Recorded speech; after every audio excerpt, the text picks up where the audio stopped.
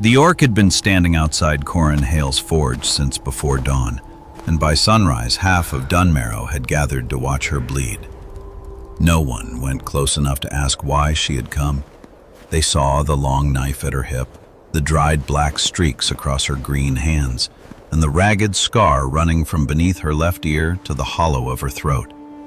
They saw the way she kept one side of her body turned toward the forge door and decided she was waiting for Corin to come out so she could kill him.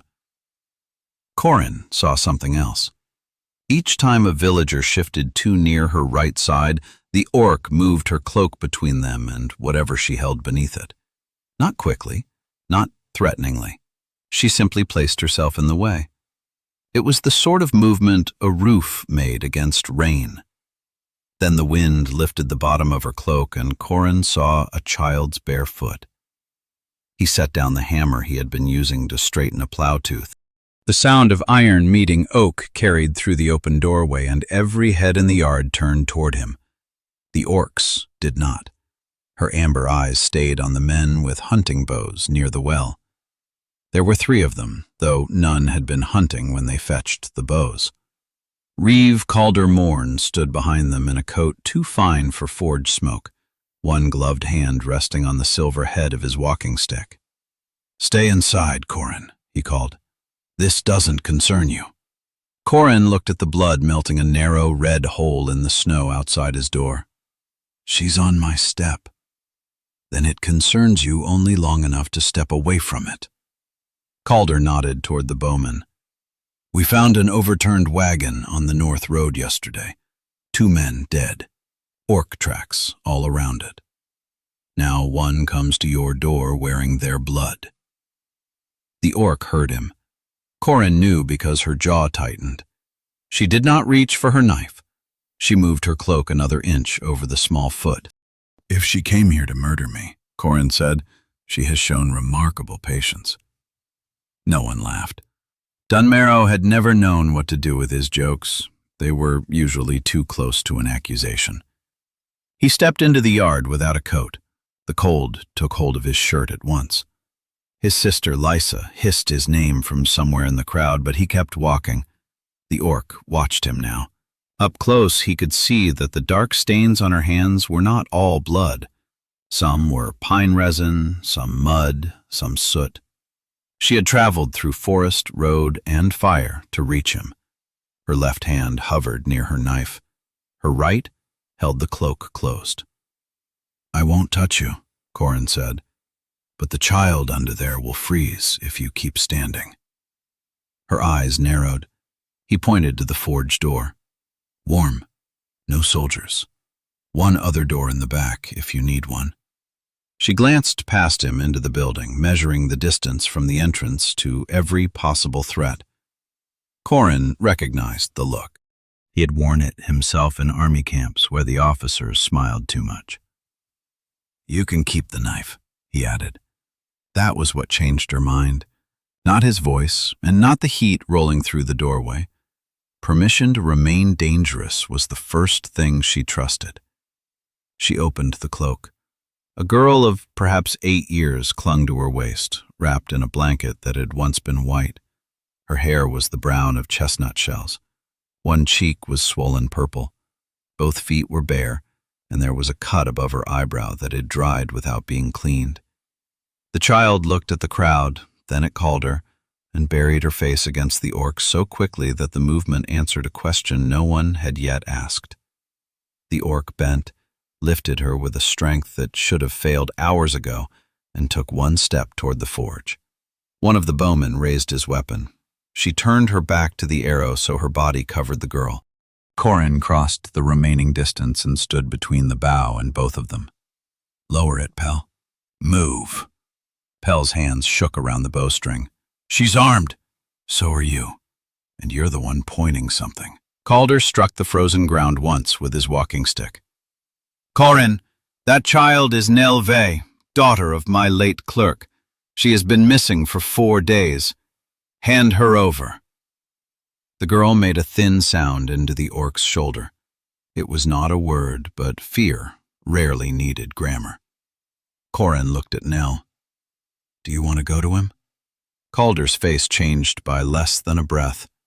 That was enough. Nell shook her head without looking up. Children don't decide who keeps them, Calder said. No, Corin answered, but they know who frightens them. The yard became very still. Calder had ruled Dunmarrow for 12 years without ever needing to shout.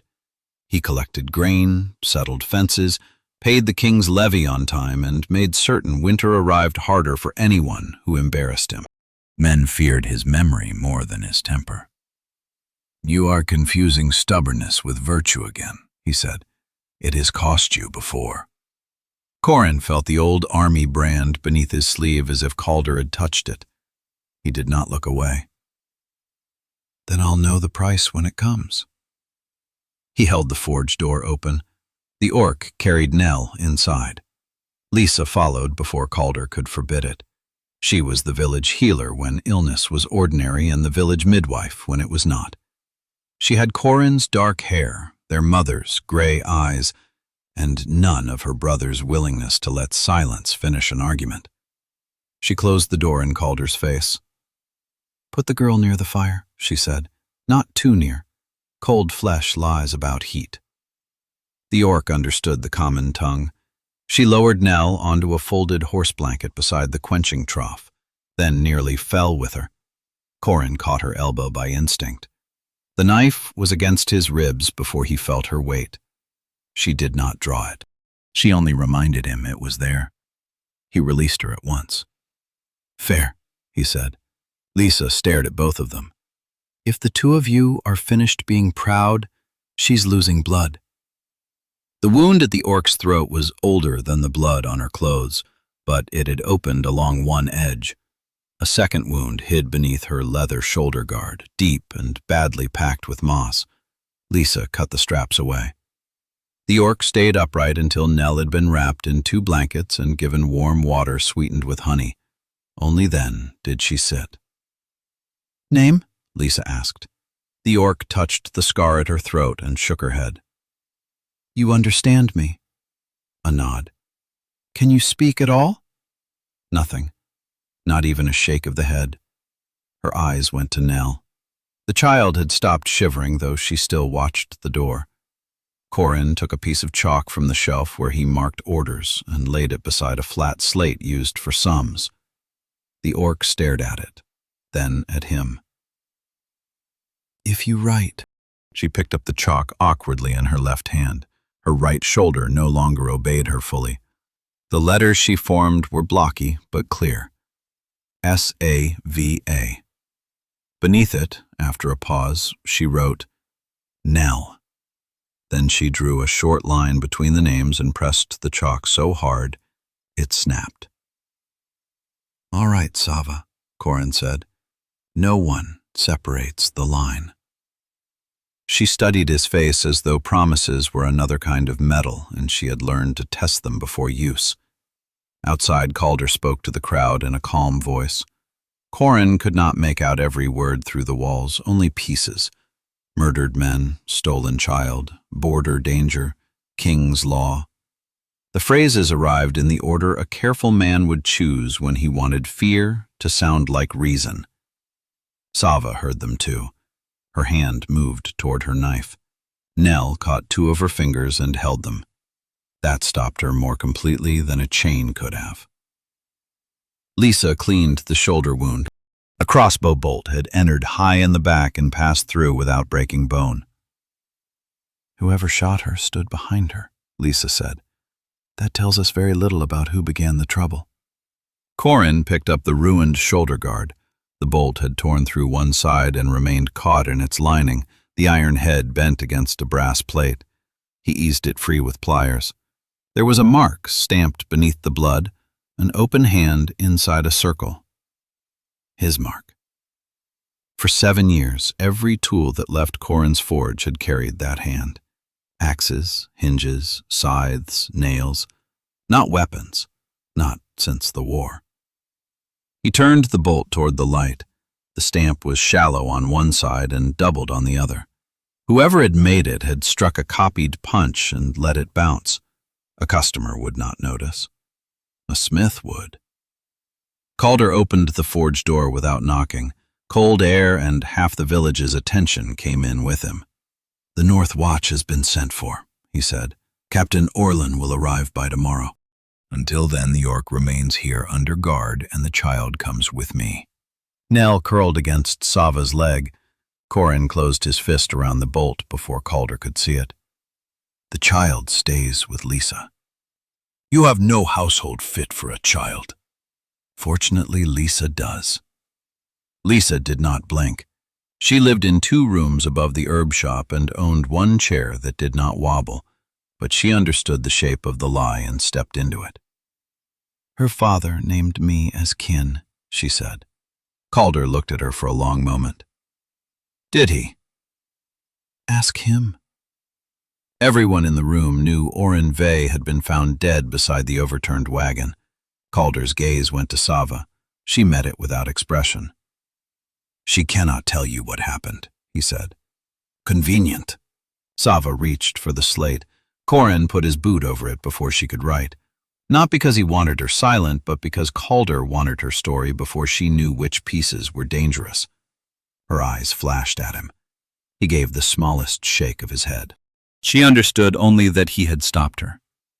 Trust, if any had begun, ended there. Calder noticed. He noticed everything that might be useful later. "Tomorrow," he said. "When Captain Orlin arrives, we will settle this properly." He stepped back outside. 2 men remained across the road with spears and a brazier. Guards, Calder called them. Corin called them witnesses who had already chosen what they intended to see. They moved Nell and Sava into the room behind the forge after dark. It had once belonged to Corin's apprentice, a cheerful boy named Tavin, who discovered after 6 months that he preferred sheep to iron and left without offending either.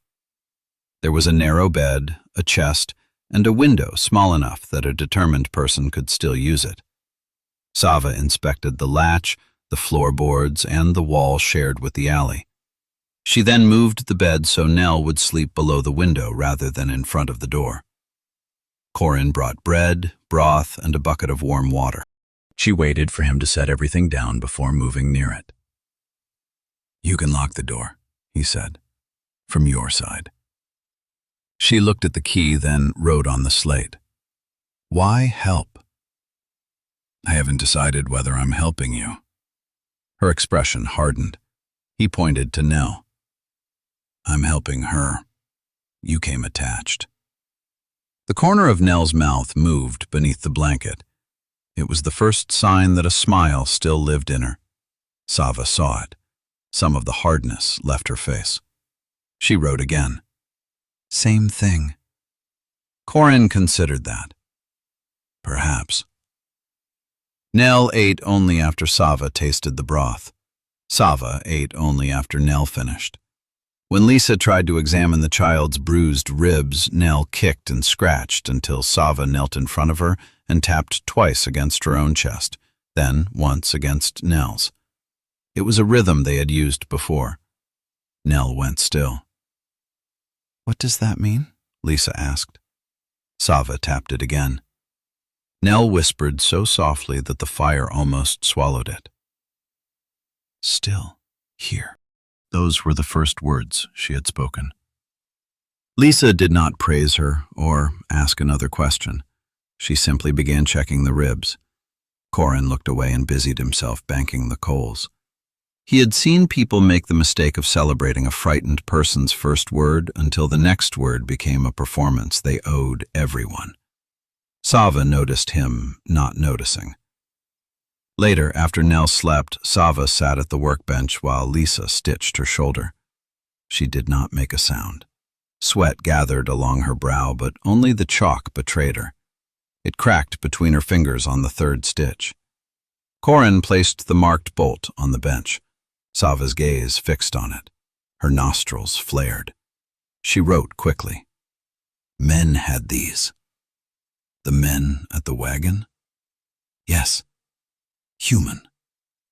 Red cloaks turned inside out." "How many?" 6, maybe 7. "Snow." She drew a wagon, a line of trees, and circles that might have been bodies. Then a smaller figure beneath the wagon. Found her. Corin pointed to Sava, then the drawing. You found Nell after the attack. A nod. Her father? Sava looked at the sleeping child. She wiped the slate clean with her sleeve and wrote only, "Dead before I came." It might have been mercy. It might have been the part she wanted Nell to believe. Corin did not ask which. She described the next 4 days in fragments. The road patrol had found them before dawn. Sava had carried Nell east, away from Dunmarrow, because the men hunting them wore Dunmarrow's red winter cloaks beneath stolen orc hides. One bolt caught her shoulder. Another grazed her throat and tore open an old war wound. She had killed no one. She underlined that twice. She had hidden in a charcoal burner's pit through one night, crossed the frozen mire water on the second, and sheltered in a ruined shepherd's hut on the third. Nell had repeated one name whenever fever took her. Corin. Not Uncle Corin, not Master Hale. Just Corin, the way her father had told her to say it. I knew Orin, Corin said. He kept Calder's accounts. Sava wrote, Trusted you. Corin almost laughed, though there was nothing amusing in it. Orin had not spoken to him in 2 years. The last time had been over the price of iron shoes for the Reeves horses. He had a strange way of showing it. Sava pointed at the room, Nell, and herself. Then she wrote, He was right. The words made Corin uncomfortable enough that he went back to the main forge. Praise had always felt like a coat tailored for someone broader in the shoulders. He could put it on, but everyone would see it did not belong to him. He held the bolt beneath the lamp and studied its grain. The iron was poor, high in slag, cooled too fast. Dunmarrow had only 2 working forges, his own and the Reeves armory shed, where a smith named Baron repaired spearheads and wagon rims. Baron was not skilled enough to make a clean copy of Corin's stamp, but he was skilled enough to make this. The question was why? A marked bolt found in an orc's body could prove she had met Corin before the attack. A dozen marked bolts around murdered human traders could prove Corin armed whoever killed them. Someone had prepared 2 stories and was waiting to see which became useful. Sava appeared in the doorway, one hand braced against the frame. She had wrapped herself in Corin's old wool coat. It barely reached her knees. The sleeves ended halfway down her forearms. She looked less dangerous in it, which seemed to annoy her. You should lie down. She shook her head. Lisa will blame me when you bleed through the stitches. Sava crossed to the anvil and held out her palm for the bolt. He gave it to her. She turned it under the light, then tapped the false mark and looked at the open-hand punch hanging beside his tool rack. Yes, he said. Someone wants my name on it. She wrote on the slate. Why? Calder has wanted my forge since I came home. The king grants larger contracts to villages with 1 bonded armory. I won't bond mine. Why not? Because a contract is a leash. Her eyes dropped to the pale rings of old shackle scars around her wrists. Corin regretted the word. Sava did not appear offended. She wrote, Leash only if you hold wrong end. You've met better contracts than I have. No, I have bitten more hands. That startled a laugh out of him. It was a small sound, rusted from disuse, but real. Sava looked pleased for half a heartbeat before pain closed her face again. Corin found himself wondering what her laugh sounded like, then remembered the scar at her throat and hated the question for existing. She placed the bolt on the anvil and pointed toward the rear room. Trusted you, she had written. The words were still faintly visible beneath the latest chalk. Orin and I served in the same supply company, Corin said. He counted arrows. I repaired what they broke. We were friends until the last winter. Sava waited. Silence was not empty with her. It did not hurry to rescue him from what he had chosen to begin. Our commander ordered us to repair a wagon of prisoner collars, orc prisoners. Some were soldiers, some were families taken from villages near the pass. The locks were failing in the cold. He rubbed the branded skin on his forearm through his sleeve. I made the locks fail worse. Corin changed the inventory so no one noticed until morning. 32 people walked out during the storm. Corin was promoted for discovering my sabotage. I was flogged and sent home. That was the story we agreed to tell. Sava stared at him. If Calder learned Corin helped me, he never said. But Corin stopped coming here because distance kept both of us safe. Sava wrote, "He sent Nell here." Yes. Trusted you. So you keep saying. Because you keep not hearing. Captain Orlin arrived shortly after noon the next day with 6 riders and frost silvering his beard. He had the square jaw and patient disappointment of a man who believed the world would behave if only everyone obeyed the correct order. Calder met him at the village gate. By the time they reached the forge, Orlin had heard a complete account of the wagon murders, Sava's supposed ambush, Nell's abduction, and Corin's interference. He had not heard that Sava carried a bolt marked with Corin's hand. Corin kept it that way. The captain questioned Nell first. Lisa sat beside the child. Sava waited against the back wall with her knife on a table between herself and the soldiers. She had surrendered it only after Orlin allowed Nell to remain in the room. "Did this orc take you from your father's wagon?" Orlin asked. Nell stared at his boots. "Did you see her hurt your father?" No answer. "Did she tell you to come here?" Nell's fingers tightened around Sava's. "Captain," Lisa said, "she has been cold, beaten, and hunted. Questions can wait." "The dead do not improve with waiting. Neither do frightened children when grown men crowd them." Orlin's mouth thinned. He turned to Sava. "Can you speak?" She touched her throat. "Can you write an account?" She looked at Corin. Yesterday she would not have. Today, she did. Corin set the slate in front of her. Sava wrote that she had found the wagon after the attack. She wrote about the men in reversed red cloaks and the road patrol that pursued them. She wrote that Corin had been dead and Nell alive. She did not write about the marked bolts. When Orlin asked why she had come to Corin, she gave him the answer Nell had repeated in fever. Calder stood beside the cold fireplace, watching without interruption. "A dead man's instruction reported by a voiceless stranger," he said when she finished. "Useful again." Nell flinched. Sava rose so quickly the chair fell behind her. Every soldier reached for steel. She did not reach for hers. She placed both empty hands on the table and leaned toward Calder. The scar at her throat whitened with strain. A sound came out, low and torn, hardly more than breath dragged over stone. It contained no word, but everyone understood the promise inside it. Calder smiled. "There. The child has learned fear from an excellent teacher." Corin picked up Sava's knife and held it out to her, hilt first. Captain Orlin stared at him. "What are you doing?" "Correcting the room." Sava took the weapon and sat. Orlin ordered that she remain confined to the forge for 3 days while his men inspected the North Road. Nell would stay under Lisa's care. Calder objected, mildly enough to sound reasonable. Orlin ignored him.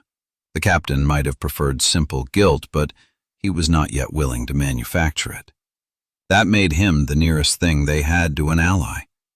Before leaving, he asked Corin why Orlin would send his daughter to a branded deserter. Because he knew what the brand was for. Orlin's gaze dropped to Corin's sleeve.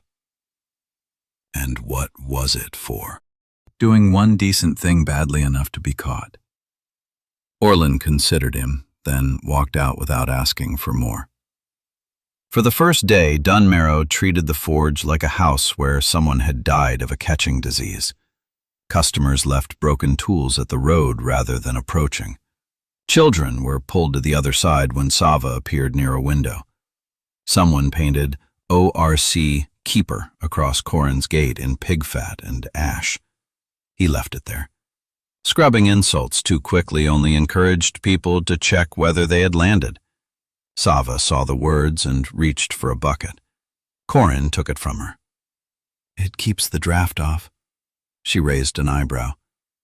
"The gate has been needing a second coat." She touched the chalkboard hanging at her belt. "Liar." "Occasionally." "Bad one." "Frequently."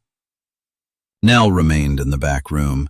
She spoke only in single words and only to Sava. "Water. Cold. Stay." Each word seemed pulled from someplace that resisted giving it back. Lisa brought a pair of boots that had belonged to the Cooper's youngest daughter. Nell refused to wear them until Sava inspected the soles and tapped twice against her chest, once against Nell's. "Still here." Corin began hearing that rhythm throughout the day. On the bed frame when Nell woke from sleep, on the table when Sava left the room, on the forge wall when one of them needed to know where the other was. 2 taps, then 1. It entered the building the way a new clock enters a house. Strange at first, then necessary. On the second morning, Corin woke to a different tapping. Stone against metal, slow and irregular. He found Sava standing on a stool beside the chimney hood, pressing the flat of a chisel against a crack in the mortar. "Lisa said no lifting." Sava pointed upward. A ribbon of smoke escaped through the crack into the rafters. "That has been there for years." She stared at him. "It isn't dangerous." Her stare deepened. "It is less dangerous than it looks." She climbed down, took the slate, and wrote, "That is what stupid men say before roofs burn." "You know chimneys?" "Stone, bridges, walls." "A mason." "Warden, South Pass." She drew a narrow bridge between 2 cliffs, then a small tower at one end. It explained the careful way she measured rooms, the way she set her feet as if every floor might reveal a weakness. "You guarded a bridge?" "Kept it standing. Sometimes, same thing." Corin mixed fresh mortar without another argument. Sava directed from below because Lisa threatened to stitch her to the bed if she climbed again. She knew where the heat would push, where winter moisture gathered, and how wide to cut around the crack before filling it. They worked without sharing more than tools. Corin found the silence easy. Most people filled a workshop with talk because hammering left them alone with themselves between blows. Sava had no fear of the space. When he passed her the trowel, their fingers brushed. She withdrew first, not from shyness but reflex. He pretended not to notice. Later she passed him a cup of water and did not let go until he had a firm hold. Trust arrived in measures too small for anyone outside the room to see. That afternoon, Captain Orlin returned with a strip of red wool found snagged on a thorn north of the wagon. Calder's village cloaks were woven from the same dyed cloth, but so were the cloaks of 3 settlements along the border. He also brought tracks. 7 horses had approached the wagon from Dunmarrow's direction. Only 4 had returned. The orc prince appeared later, alone. "Her account fits the ground," Orlin admitted. "It does not prove she didn't arrange the attack." Sava wrote, "Why leave child?" "Why indeed?" Corin said. Orlin looked irritated, mostly because the simplest question had not occurred to him. "There is something else," the captain said. "Your clerk had been carrying the winter tax ledger. It is missing." Calder's eyes went to Nell. The glance lasted no longer than a spark, but Sava stepped between them. Corin saw it. So did Lisa. Orlin did not. Orin carried no ledger when I found him, Sava wrote. Calder read over her shoulder. Then his killers took it. Nell began tapping against the table. 2, 1, 2, 1, faster each time. Sava covered the child's hand with hers. Calder crouched to Nell's height. Your father was protecting this village's winter accounts.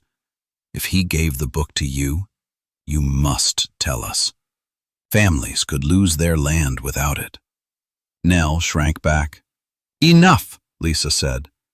Calder's voice remained soft. This is not a game, child. Sava's chair scraped the floor. Corin moved beside her, not to restrain her. Calder straightened. You see protection in every act of defiance, Corin, even when it places all Dunmarrow at risk, and you see property in everything frightened enough not to argue. Calder's calm slipped, only slightly. 3 days, he said to Orlin. You gave them 3 days. When that time ends, I expect the king's law to mean more than this man's private conscience. He left. Nell waited until hoofbeats faded before crawling beneath the bed. She returned with one of her borrowed boots. From inside the lining she pulled a narrow strip of oilskin no wider than 2 fingers. Sava had sewn it there.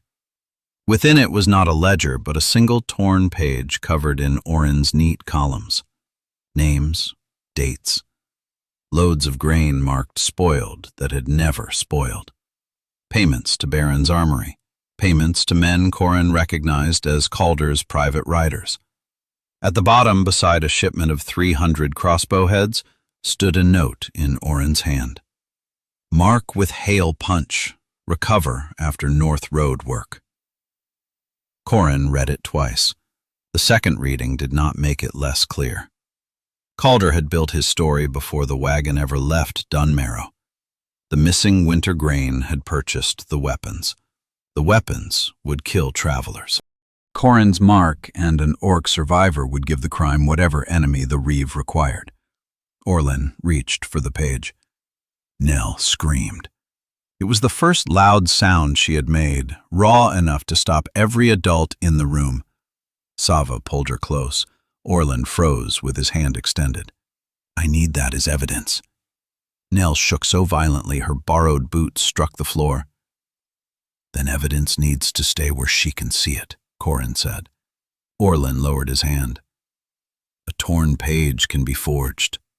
Orin numbered every leaf. Calder's ledger will show the missing number, if there is still a ledger.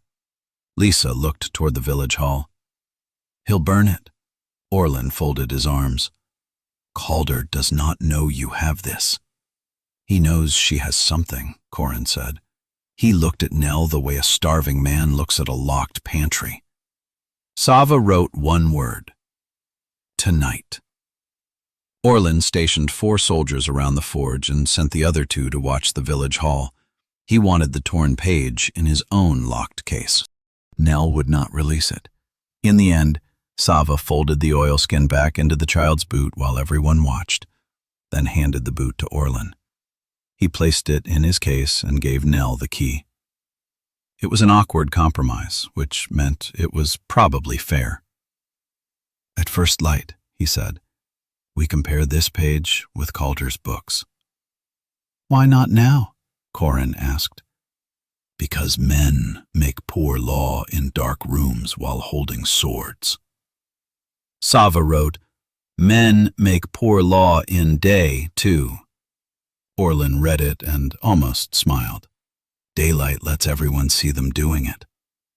He took the case to the front of the forge and sat beside it with his sword across his knees. Shortly before dawn, the warning bell on the eastern ridge began to ring. 3 strokes, pause, 3 more. The signal for riders approaching from the border.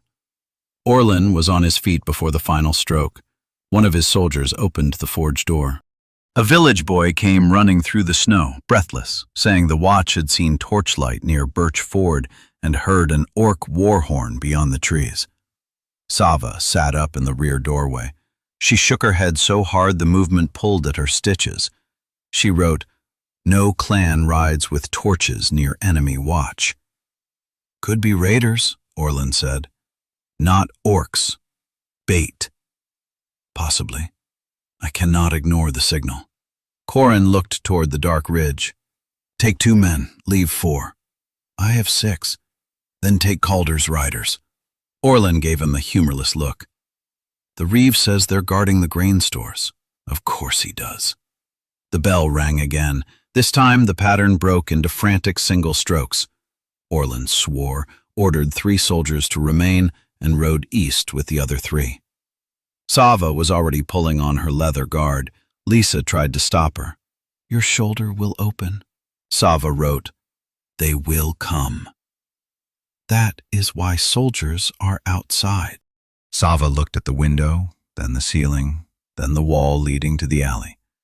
She did not trust walls merely because other people called them shelter. Corin barred the front door and checked the rear. The mortar around the chimney had set. The window latch held. The roof above the coal shed had sagged for years but did not offer an easy entrance. He was beginning to feel foolish when one of Orlin's soldiers cried out. The sound came from the alley.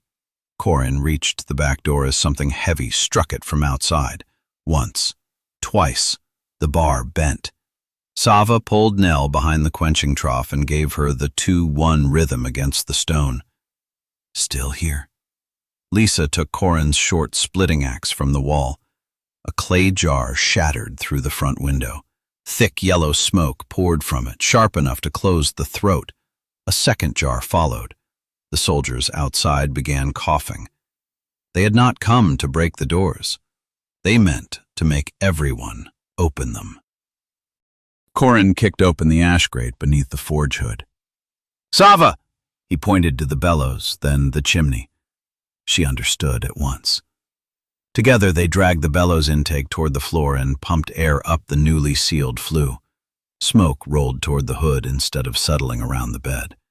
The crack Sava had repaired held. Without it, the rafters would have trapped the poison. Nell pressed her face into a wet cloth. Lisa did the same. The back door struck again and the bar tore loose at one end. A gloved hand reached through. Lisa buried the splitting axe in the wood beside it. The hand vanished. "Front!" one of the soldiers shouted. Corin heard steel, a grunt, then boots entering the shop. 2 men came through the smoke with cloth tied over their faces. Their red village cloaks had been turned black side out. One held a club. The other carried an empty grain sack large enough for a child. Sava saw the sack. Whatever caution her injuries had taught her ended there. She met the first man before he cleared the doorway. She caught his club arm, turned beneath it, and used her good shoulder to drive him face first into the edge of the workbench. The second swung at her wound. Corin blocked the blow with a shovel handle. The wood split and pain traveled to his elbows. He stepped inside the man's reach and struck him with the iron collar of the handle, once beneath the ribs and once across the knee. The man fell but caught Corin's ankle. Sava planted her heel on his wrist. Not hard enough to break it, hard enough to explain that she could. The first intruder crawled toward the rear room. Nell stared at him over the edge of the trough, unable to move. Lisa came through the smoke and hit him with the flat of a bread peel. The sound was less heroic than a sword blow and far more effective. He collapsed. "I have delivered 6 children in this village," she said, coughing. "I will not let Calder put one back in a sack." The rear attackers fled when Orlin's remaining soldiers reached the alley. The entire struggle lasted perhaps a minute. Fear stretched it into something much longer. They dragged the captured men into clean air. One was Pell, the hunter who had aimed at Sava on the first morning. The other was Baron, the Reeves smith. Pell cursed them until a soldier tightened the cord around his wrists. Baron said nothing. His lower lip trembled. He looked not at Corin, but at the open hand mark above the forge door. "You made the punch," Corin said. Baron closed his eyes. "He said it was for the king's order." Calder? He said your mark already carried trust. Said the Crown wouldn't wait for a new bond stamp. So you copied it. My boy owes 3 years' rent on the East Field. Calder said he'd take the field and press Jory into levy service if I refused. Baron's voice broke on his son's name. I made the bolts. I never knew what he meant to do with them until Orin came to me. He showed me the numbers, said he was taking the full book to the district judge. Where is the book? Calder took it from the wagon. His men missed the torn page because Orin gave it to Nell before they left. Nell stared at Baron. Her face had gone white. You knew they would attack the wagon, Corin said. I knew Calder meant to frighten him. I swear it. I thought they'd bring Orin back and call him a thief. Calder has done that before. Orin is dead. I know. Baron looked older than he had an hour before. Knowing afterward has been of very little use to him. Sava crouched in front of Baron. She took the slate, but her right hand shook from reopened stitches. What tonight? Baron read the question. He rang the border bell, sent Orlin east. We were to take the page and the girl. Pell was told to kill you if needed. His eyes moved to Corin. Calder said he'd put the bodies in the grain shed with the copied punch. By morning the story would be that you armed an orc raid and died fighting over payment. Pell spat into the snow. You talk too much. Baron did not look at him. I've talked too little, for too long. Corin understood that confession. It was not courage yet. Sometimes courage began as shame that had finally grown tired of itself. Where is the full ledger? Lisa asked. Under the old tithe barn. There's a stone store beneath it, built before the current hall. Calder keeps the missing grain tallies there, weapons, too. He means to move everything before Orlin returns. How? A wagon leaves at midday for the western mill. The grain bins hide a trapdoor. Baron swallowed. There is a second entrance through the drainage cut, but the retaining wall is shifted. Calder stopped using it last spring. Sava's attention sharpened. A shifted wall was a language she spoke. Waiting for Orlin would have been sensible, but Sava drew the eastern road and marked trees Calder's men had cut halfway through. The false alarm would keep the captain away until the evidence vanished. Smoke already rose from the tithe barn. Calder was burning papers. Corin told Lisa to take Nell below the forge. Nell seized Sava's coat. No, still here. She tapped twice, then once. Sava closed her eyes.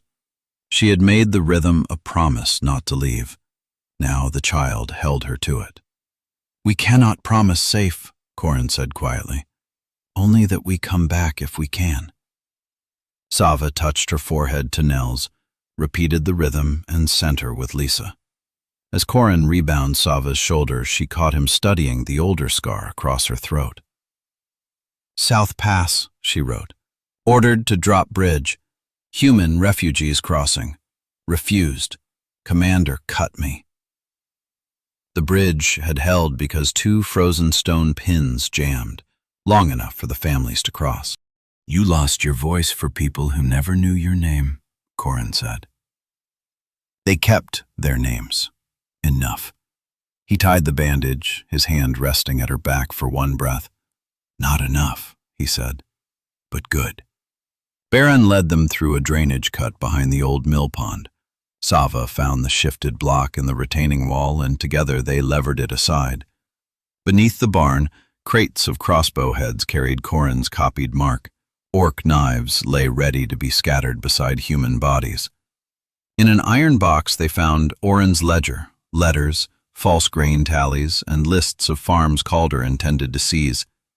He had stalked both sides of a war and expected fear to choose whichever story he needed. The trapdoor slammed above them. Smoke entered through the drain. Calder had blocked the passage with burning straw and rolled the grain wagon over the cellar door. Sava tested the old beams, then drew a blackened support and the wagon above it. Drop floor. They sheltered beneath a stone arch while Corin drove a wedge into the beam. Smoke blinded him. Sava shifted his hand half an inch toward the wheat grain of the wood. The next blow split it. The floor collapsed, dropping planks, barley, and one wagon wheel into the cellar. Daylight opened above them. Corin climbed out with the ledgers, Baron behind him, and Sava last, one hand pressed to her bleeding shoulder. The sight of the silent orc rising through Calder's hidden weapons stopped the yard for one heartbeat. Calder recovered first.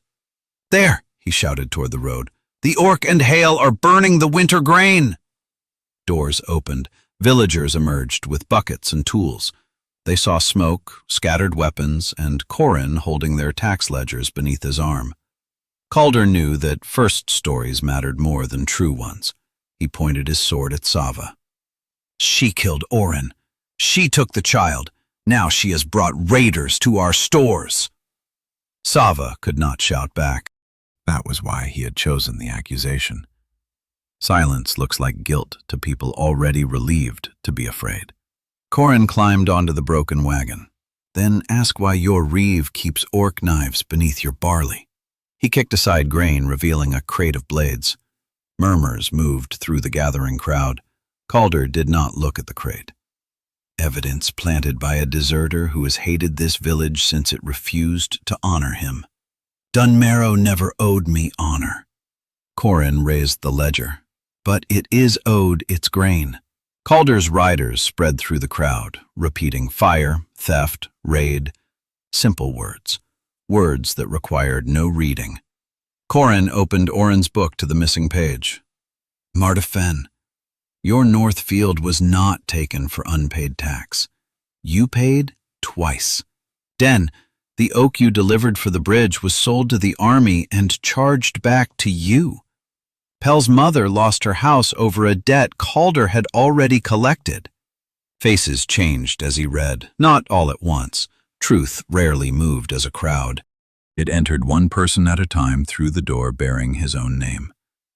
Calder stepped onto the wagon. "The book can say anything in the hands of a forger. Then let the district judge read it. There will be no district left if orcs cross Birch Ford while we argue over numbers." As if summoned by the sentence, the eastern warning bell rang again. This time, only one stroke sounded before it stopped. Calder smiled. "They are here." Sava looked toward the ridge, then at the reeve's boots. Mud clung to them beneath the snow, dark red clay found only around the base of the bell tower. Calder had rung the first alarm himself before dawn. She pointed. No one understood. She seized the slate from her belt, but a rider struck it from her hand. Chalk broke across the snow.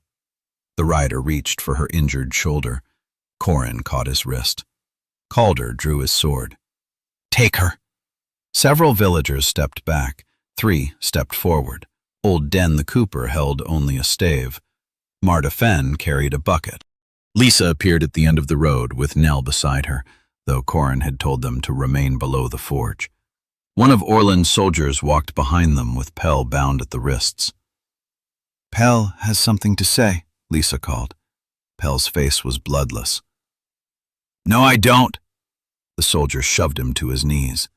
Baron stood on the broken floor, cradling his arm. "Then I do." He told the village about the copied punch. He told them Calder had ordered the North Road attack and the smoke assault on the forge. He told them where the missing grain had gone. His voice shook. It did not stop. Calder listened until Baron finished. "A thief, a deserter, and an orc," he said. "That is the court you choose over me?" "And a child," Lisa answered. Nell stood partly behind her, holding the oilskin page. Calder looked at the girl. For the first time, he did not hide what he wanted. His sword lowered, not toward Sava or Corin, but toward Nell. Sava saw it before anyone else. Calder moved. He was not foolish enough to strike a child before the whole village. He lunged for the page. Nell froze. Sava crossed the space between them and took the edge of Calder's sword along her forearm. She caught his wrist with her other hand. The force opened her shoulder wound. Blood spread beneath the bandage. Calder twisted, driving a knee into her ribs. Sava did not release him. He was stronger than he looked and fresh where she was wounded. He pushed the point toward her throat. Corin jumped from the wagon, but one of Calder's riders blocked him. For a moment the crowd watched exactly as it had outside the forge, waiting for someone else to decide what kind of people they were. Nell decided first. She picked up the broken chalkboard and struck Calder's knee with its oak frame. It did little damage. It made a clear sound. 2 taps, then 1. Still here. Lisa swung her medicine bag into the rider's face. Den brought his stave down across another man's sword arm. Marta emptied her bucket of icy water over the smoking grain, then used the bucket as a shield. The village did not become brave together. It became brave badly, one frightened person after another. Corin reached Calder and tore him away from Sava. Calder slashed across Corin's chest, cutting leather and skin. Corin had a hammer at his belt. Every lesson the army ever taught him returned to his hand. One blow at the temple would end the fight, perhaps end Calder. He raised it. Sava caught his wrist. Her grip was weak. It was enough. She shook her head. Calder lay in the grain below them, sword out of reach. Corin understood.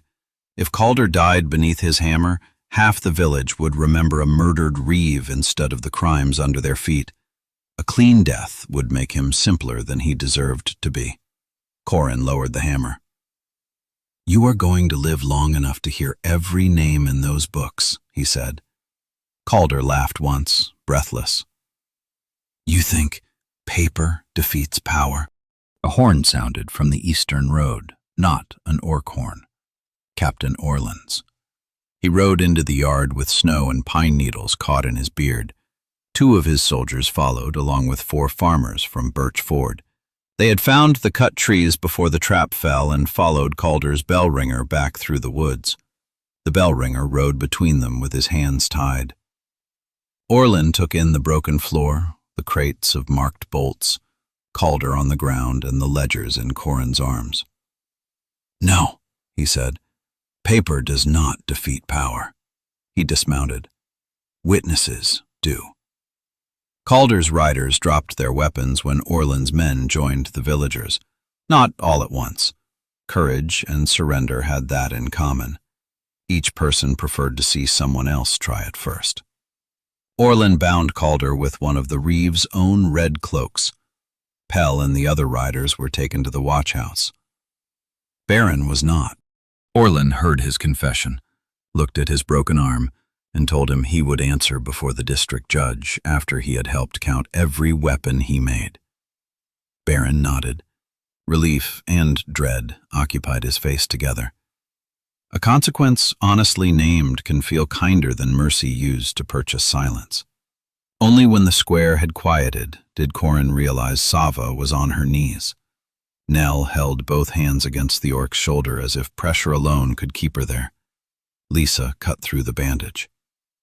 "Back to the forge," she ordered. Sava shook her head and pointed at the smoldering barn. "Let it burn," Lisa said. Sava struck the ground twice, then once. "Still here." She pointed to the villagers passing buckets, to the grain not yet ruined, then tried to stand. Corin lifted her before she could object. She weighed less than he expected and felt hotter than the fire. Her hand closed in the front of his coat. He thought she meant to push away. Instead, she held on. The path to the forge was lined with people who had feared her that morning. No one cheered. Cheering would have been easier than apology. Den opened the gate with orkeeper still smeared across it. Marta brought blankets. The baker, who had refused to sell Corin flour the day before, set 2 loaves on the bench and left without naming them. Small acts came awkwardly, ashamed of arriving late. Sava saw all of them through half-closed eyes. She did not forgive anyone. She did not need to. Help given after cowardice was still help, but it did not erase the part before it. Fever took her by evening. The new sword cut was shallow, but the shoulder wound had torn deep. Lisa worked through the night. Corin kept water hot and cloth clean. Nell sat on the floor beside the bed, tapping the rhythm whenever Sava drifted too far into sleep. 2, 1. At midnight, Sava stopped responding. Nell tapped harder. Corin sat beside her and added his fingers to the bed frame. 2, 1. Lisa joined while she changed the dressing. The room filled with the smallest possible sound 3 people could make against fear. Near dawn, Sava tapped back. Nell began crying, not the silent, leaking tears she had allowed herself before. She cried with her whole body, angry and loud and alive. Sava opened her eyes and pulled the child carefully against her uninjured side. Corin turned toward the fire. Lisa pretended to search her medicine bag. They gave Nell the dignity of grief without an audience, though every person in the room heard it. Sava slept for 2 days. During that time, Captain Orlin filled the forge with questions, and the village filled it with offerings. Corin answered the questions and refused half the offerings. Calder's ledgers went under armed guard to the district seat. The hidden weapons were counted in the square: 300 copied bolts, 80 orc knives, 20 red cloaks that could be turned black. Enough evidence to begin a war if placed beside the right dead bodies. Orin's wagon had been the first attempt, not the last. Nell told Orlin what she had seen on the 3rd day. She asked Sava to sit beside her and Corin to stand by the door. Her father had discovered the missing page and decided to take the ledger west. Calder joined the wagon outside the village with 6 riders. Orin argued. Calder told him no one would believe a clerk accused of theft, especially after an orc attack. When Orin tried to turn the team, Pell shot him. Nell hid beneath sacks while the men searched. They took the book but missed the page sewn into her boot. After they left, she crawled beneath the wagon and waited until Sava found her. "Why didn't you go home?" Orlin asked gently. Nell looked at the forge floor. "Papa said Calder was home." No one in the room found an answer. The worst betrayal was not that danger entered a safe place. It was learning the safe place had been built by danger and named after itself. When Sava could sit upright, Orlin took her account in writing. She told him what concerned the North Road and kept South Pass for herself. Before leaving, he placed the copied bolt on the anvil. "The court will clear your mark." "The mark needs no clearing. Men misused it." "That distinction matters to smiths." "It should matter to courts." Orlin sighed and held out his hand. Corin took it. Outside, winter continued as if no verdict had been reached. Dunmarrow still had grain to dry, roofs to clear, and debts to untangle. A council of 5 replaced Calder. They argued more than he had, which made decisions slower and mistakes easier to see. Sava healed by degrees. First, she crossed the forge without holding the wall. Then she lifted a water bucket. Then Lisa caught her trying to move a stone lintel and threatened to break the other shoulder for balance. Her voice did not return. The fresh cut closed, leaving the old scar thicker. She could force air through it, sometimes a rough tone, but words caused pain. Corin never asked her to try. He made a narrow slate from polished roof stone and fitted it into a leather case that could hang at her hip. The chalk sat inside a brass tube so it would not snap when she walked. He gave it to her without ceremony. Sava examined every seam. She tugged the strap, tested the clasp, and ran a thumb across the brass tube. On its cap, Corin had stamped a small bridge. Not his open hand. Hers. She wrote, "Payment? For repairing the chimney." Too much. Then repair something else. Her eyes moved around the forge. Everything here needs repair. A lifelong debt, apparently. The phrase had barely left him before he regretted it. Debt was Calder's language, ownership disguised as arithmetic. Sava read his face. She wiped the slate and wrote, "Not debt. Work." Then beneath it, "Together?" Corin looked at her longer than the question required. "Together," he said. They began with the forge wall. Frost had pushed 3 stones outward near the foundation. Sava showed him how to remove pressure from above before replacing them. Corin showed her how iron straps could brace the corner without trapping moisture. Nell carried tools too light to matter and gave advice too confident to ignore. Lisa watched from the doorway with the expression of someone witnessing a structure repaired in more than one sense and refusing to embarrass anyone by saying so. The village changed more slowly than the wall. Some people crossed the street when Sava approached. Others greeted her too warmly, eager to prove they had never been afraid. She trusted neither performance. Den simply asked whether his chimney leaned. She told him yes. Marta brought a drawing of a cracked well curb. Sava inspected it and wrote a list of stone sizes. Honest work gave people a way to stand near one another without demanding forgiveness first. Nell chose the sunny room above Lisa's herb shop, but spent each day at the forge. Corin built her a stool, and Sava taught her the 2-1 rhythm against stone, wood, and the palm of another hand. By the first thaw, Nell could say her father's name without losing the rest of the day. The district judge took Calder and his riders south. Barron remained under bond, melting the copied bolts into nails for the North Road Bridge. No one pretended the new shape erased what the iron had been. It only decided what it would hold next. As Calder's prison wagon passed the forge, he warned Sava that Dunmarrow would tolerate her only until it needed an enemy again. She stood inside the doorway, wrote on her slate, and held it up. "Then they will have to choose again." In late spring, 2 bridge wardens and an old mason arrived from the southern clans. They had heard that Sava of South Pass lived. The old mason told her the bridge still stood and that the families she saved had repaired it each spring, never knowing whose name belonged on its wall. The wardens asked her to return for the summer and teach. They asked rather than claimed her. That mattered. Corin did not ask her to stay. He had opened a door, and a door was not a rope. On the second night, Sava found him pretending a hinge needed more work. "You want ask?" she wrote. "Yes." "Why not?"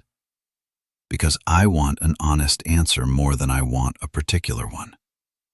She wrote, "I will go." The words hurt cleanly. Then she added, "For summer, then return." "I left once without choice. Return is choice." She placed her palm over the brand beneath his sleeve. He covered her hand with his. No promise needed to be larger than return. She left at the beginning of summer. Letters came every 2 weeks full of leaning towers, new arches, and young wardens who believed cleverness excused measuring. Nell answered every one. Corin added practical questions about iron braces and messages that were not practical at all. Sava returned on the first cold morning of autumn. She opened the forge door and walked straight inside with dust on her boots and bridge plans beneath her arm. She did not wait outside. She looked at the repaired coal shed roof. "You were wrong," Corin said. "It did not fall." Sava touched the scar at her throat. A healer at South Pass had helped her recover a little sound. The word came rough and low. "Yet." Corin laughed. Nell ran into Sava's arms. Over the child's head, Sava held out her hand. Corin tapped twice, then once against her palm. "Still here." Years later, Dunmarrow told the story as if the village had welcomed Sava from the beginning. Nell always corrected it. "Most of us watched first," she would say. "What matters is that watching was not the last thing we did." She grew up to keep the council's records and left no missing pages. Sava's bridge mark appeared beside Corin's open hand above the forge. She rebuilt walls and wells. He forged tools, never weapons. Travelers asked when he realized the silent orc was harmless. Corin told them that was the wrong question. Sava had always been dangerous. She crossed 4 days of winter with an arrow through her shoulder and stood before 3 bows. What mattered was how she used that strength. The village saw a weapon because fear told it where to look. Corin noticed the bare foot beneath her cloak because he looked 1 second longer. Sometimes a second is the distance between suspicion and truth. Sometimes it is long enough to step away from a crowd and hold open a door. If this story stayed with you, tell me in the comments what you believe Corin truly noticed first. The child beneath Sava's cloak, or the choice she had already made to protect her. And if you want more quiet fantasy stories about people judged too quickly and the strangers who look 1 moment longer, subscribe and take a place beside the forge. There is always room for one more listener near the fire.